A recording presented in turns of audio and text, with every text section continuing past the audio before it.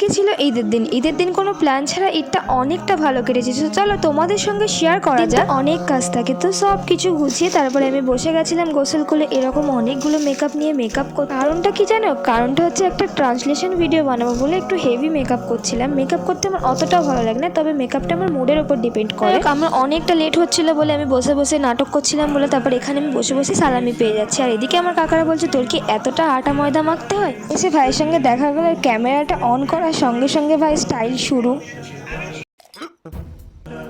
তারপরে আর কি আমার বান্ধবীকে পিছনে বসে আমরা স্কুটে করে যাচ্ছিলাম একটু রাম মন্দিরের দিকে ঘুরতে। তোমরা কি জানো এই ঈদের দিন আমি শুধু সারাদিন ঘুরেই বেরিয়েছি, না খাওয়া দাওয়ার টাইম পেয়েছি আর এতগুলো জামা করেছি কিন্তু একটাও জামা পরার টাইমই পাইনি। আর বাড়ি না আস্তে আস্তে চলে যাচ্ছিলাম আবার ইকো পার্কে যাব। আর ইকো পার্কে তোমাদের জাস্ট দেখাবো অবস্থাটা ঠিক কেমন ছিল ঈদের দিন। আর আমি কিন্তু ইকো পার্কে ঢুকিনি, কারণ ইকো পার্কে এতটা ভিড় ছিল মানে তোমাদেরকে কি বলবো, ইকো পার্কের বাইরেও পা রাখার জায়গা হচ্ছিল না। যেমনটা আর কি ভেবে গেছিলাম যে ইকো পার্কে ওখানে গিয়ে আইফেল টাওয়ারে ওখানে ঘুরে কিছু ফটো ভিডিওস তুলে বাড়ি চলে আসবো, ঠিক তেমনটাই হয়েছিল। ওখানে কিছুটা টাইম কাটিয়ে বাড়ি চলে আসছিলাম। প্রত্যেক বছরের মতো এবছরও ঈদের দিন এই রোডটা বন্ধ করে রেখে দিয়েছিল, কিন্তু আমরা এসছিলাম। কিন্তু একটা জিনিসই খুব খারাপ লাগে, এই রোডটা কেন বন্ধ করে রাখে? কারণটা কি জানো? কিছু ছাপড়ি রাইডার এখানে এসে রাইড করে আর এখানে কিন্তু সবসময় এনি টাইম অ্যাক্সিডেন্ট হতেই থাকে, তো তাই জন্য আর কি স্পেশাল ডেগুলোতে বন্ধ থাকে। আর এখানে কিন্তু এরকম কত সুন্দর লাগছিল, কারণ ওয়েদারটা ছিল একটু ঠান্ডা ঠান্ডা। সো ঈদের সকালটা তো আমার ঠিক এভাবেই কেটে গেছিল। আর বিকেলবেলা কিন্তু আবারও ঘুরতে গেছিলাম, সো সেটা আবার অন্য কোনো ব্লগে পোস্ট করা হবে।